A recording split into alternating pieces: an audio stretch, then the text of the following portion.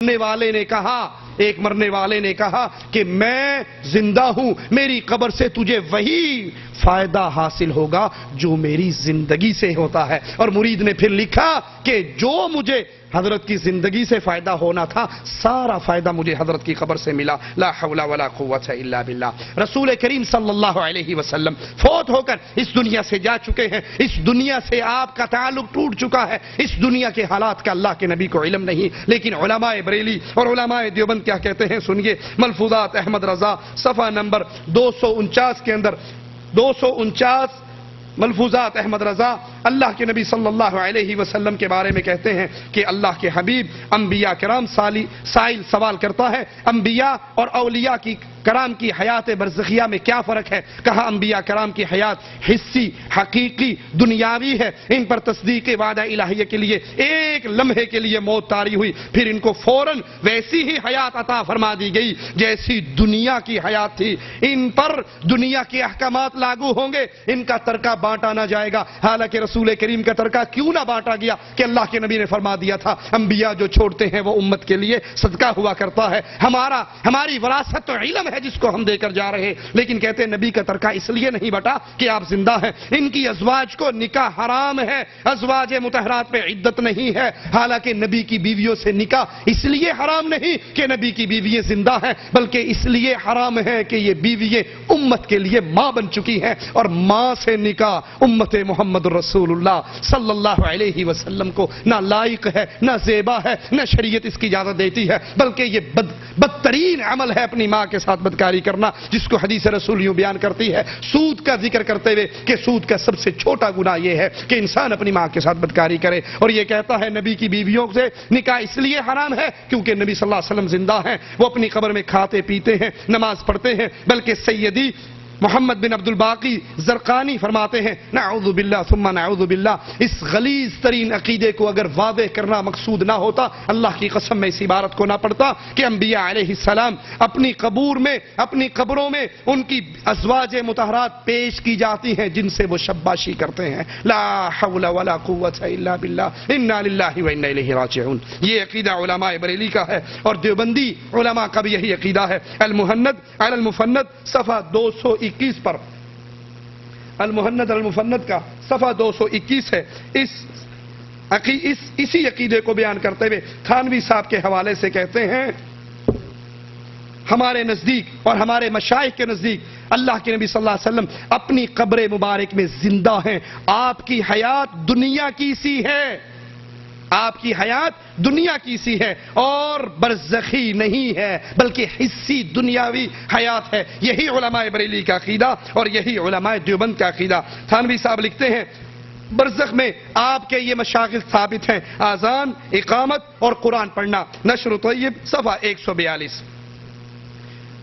رسول اللہ صلی اللہ علیہ وسلم کی نبوت میں کسی اور کا حصہ نہیں ہے۔ اللہ کے نبی صلی اللہ علیہ وسلم نے مسئلے کو واضح کرنے کے لیے عمر ابن خطاب کو یہاں تک کہا تھا جب ان کے ہاتھ میں تورات کا ورقہ دیکھا تھا، لو کان موسیٰ حیا، آج موسیٰ علیہ السلام زندہ ہوتے تو ان کو بھی میری اتباع ہی کرنی پڑتی، میرے پیچھے ہی چلنا پڑتا، لیکن اللہ کے نبی صلی اللہ علیہ وسلم کی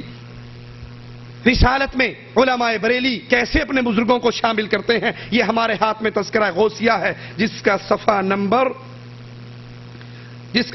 324 ہے۔ 324 صفحہ پر وہ ایک اپنے پیر اور مرید کا قصہ بیان کرتے ہیں کہ ہمارے پیر ابو بکر شبلی کے پاس 2 شخص بیعت کے ارادے سے حاضر ہوئے، ان میں سے ایک کو پیر صاحب نے کہا پڑھو لا الہ الا اللہ شبلی رسول اللہ، لا حول ولا قوت الا باللہ، انا للہ و انا الیہ راجعون۔ مرید نے کہا لا حول ولا قوت الا باللہ، پیر صاحب نے بھی کہا لا حول ولا قوت الا باللہ۔ اس نے پوچھا آپ نے لا حول کیوں پڑھا؟ اس نے استفسار کیا تو نے کیوں پڑھا؟ کہا میں نے تو اس لیے پڑھا، میں پیر سمجھ کے آیا تھا، لیکن آپ تو بے شرع آدمی ہو، میں بے شرع کے پاس مرید ہونے آ گیا۔ آپ نے کہا میں نے اس لیے پڑھا، جاہل کے سامنے راز کی بات بتا دی، یہ راز تھا جو میں جاہل کے سامنے بیان کر چکا ہوں۔ دوسرے سے کہا تم پڑھو لا الہ الا اللہ شبلی رسول اللہ۔ اس نے کہا حضرت میں تو آپ کو کچھ اور ہی سمجھ کر آیا تھا، آپ تو ورے ہی گر پڑے، صرف رسالت پہ ہی قناعت کر لی، میں تو اس سے اگلا سٹیج دینے آیا تھا، رسالت سے اگلا سٹیج کس کا ہے؟ کہا میں تو تجھے اللہ بنانے آیا تھا، تم تو پہلے ہی گر گئے، تو خدا بننے کا دعویٰ کرتا، میں اس کو بھی تسلیم کرتا۔ تو پیر صاحب نے ہنس کر فرمایا اچھا تم کو ہم تعلیم کریں گے، تم ہمارے پاس بیٹھو۔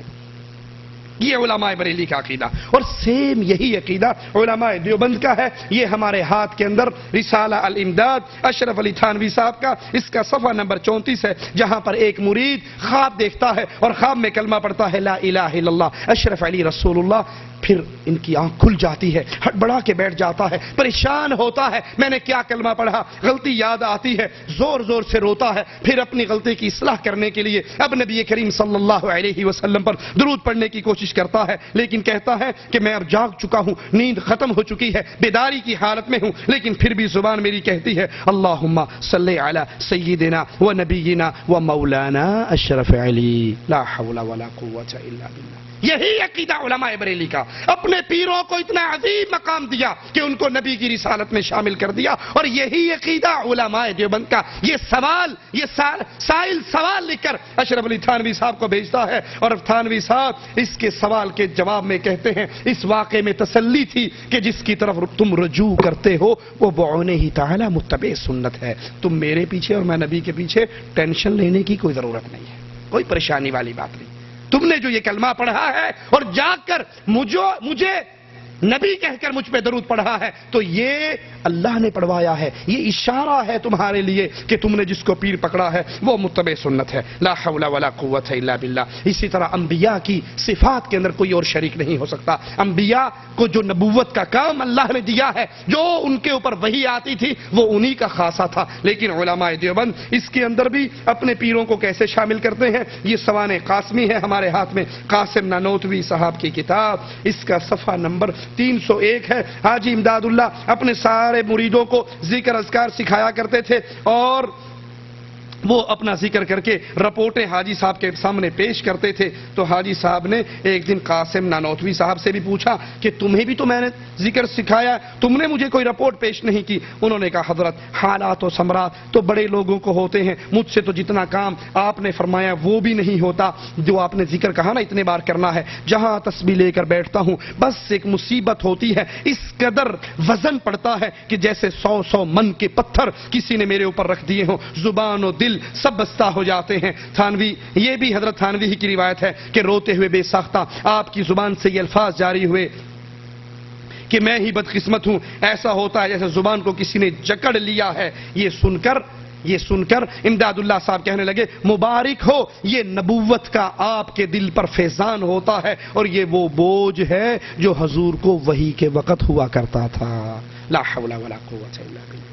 اللہ کے نبی کے وحی پر بوجھ پڑتا تھا، اب تم جب یہ کام کرتے ہو تم پر بھی یہ بوجھ پڑتا ہے، جو کام نبی سے لینا تھا وہی کام تم سے لیا جائے گا، یہ کام، یہ بوجھ، یہ نبوت کا فیضان ہے تمہارے اوپر۔ اور ملفوظات احمد رضا خان اپنی کتاب صفحہ 63 پر اسی کتاب کے کہتے ہیں کہ اللہ کے نبی صلی اللہ علیہ وسلم کو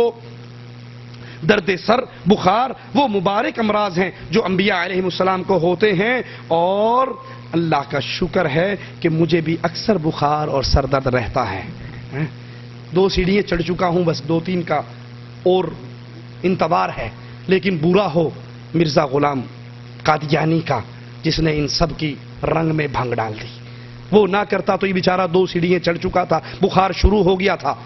سر درد ہو گیا تھا، کچھ اور بھی ہو جاتا۔ اس نے پہلے کہا تو بھی بخار میں ہے، میں آخری سٹیج پہ پہنچا ہوا ہوں، میرے اندر جو کچھ ہونا تھا وہ ہو گیا، لا حول ولا قوت الا باللہ۔ اسی طرح معصوم عن الخطا صرف محمد الرسول اللہ صلی اللہ علیہ وسلم ہے۔ قرآن حکیم ہمیں علم دیتا ہے وما ينطق عن الهوى ان هو الا وحی یوحى، ہر بندہ اپنی مرضی سے بولتا ہے۔ ہمارے نبی جب شریعت کی بات کرتے ہیں وہ اللہ کی وحی ہوتی ہے، وہ اپنی مرضی سے کلام نہیں کرتے۔ لیکن بریلوی عقیدہ سنیے، عبدالحکیم قادری اپنی کتاب یاد اعلی حضرت صفحہ 32 پر لکھتے ہیں اعلی حضرت کی زبان و قلم ہر قسم کی لغزش سے محفوظ تھی، باوجود یہ کہ ہر عالم سے کوئی نہ کوئی غلطی ہوئی، مگر اعلی حضرت سے ایک نقطے کی بھی غلطی نہیں ہوئی، کیونکہ آپ کو غلطیوں سے پاک کر دیا گیا تھا۔ انوار رضا صفحہ 223 پر لکھا ہے کہ اعلی حضرت بچپن سے ہی غلطیوں سے مبرہ تھے، اور صراط مستقیم کی تباہ آپ میں ودیعت کر دی گئی تھی، اور یہی عقیدہ اشرف علی تھانوی صاحب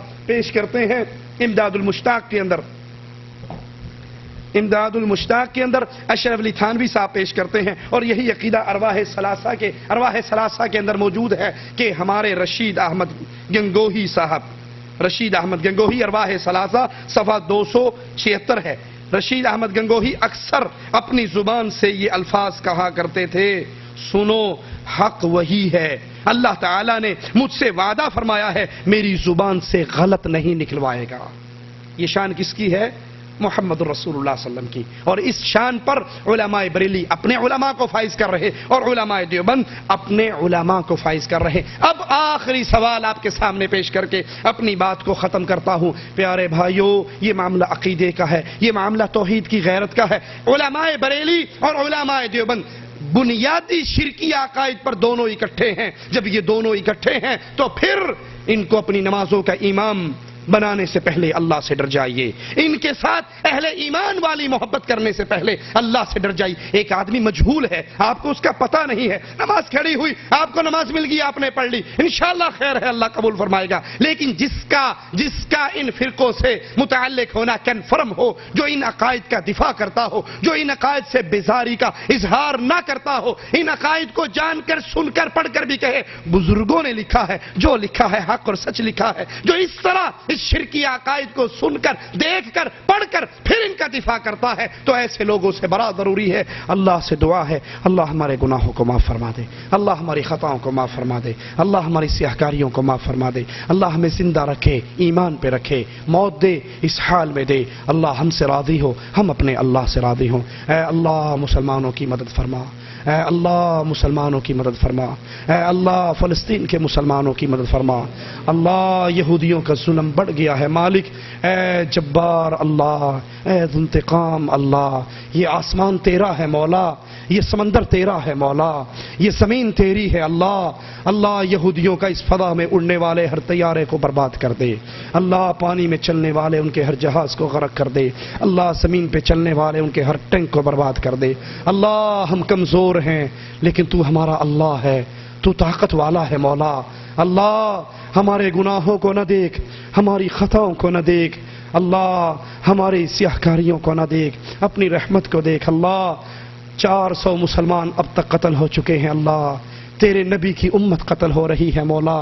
ہمارے گناہوں کو معافیوں میں بدل دے مالک، اللہ ہمارے گناہوں کو معاف کر دے اور اہل ایمان کی مدد فرما، اللہ یہود و نصارہ کو برباد فرما، اللہ یہودیوں کے جو دوست ہیں ان کو برباد فرما، اللہ اس کی مدد کر جو تیرے نبی کے دین کی مدد کرے اور ہمیں بھی ان میں شامل فرما، اللہ ان کو ذلیل کر جو تیرے نبی کے دین کو ذلیل کرے اور ہمیں ان میں شامل نہ فرمانا۔ اقول قولی ھذا واستغفر اللہ لی ولکم ولسائر المسلمین فاستغفروہ انہ ھو الغفور الرحیم۔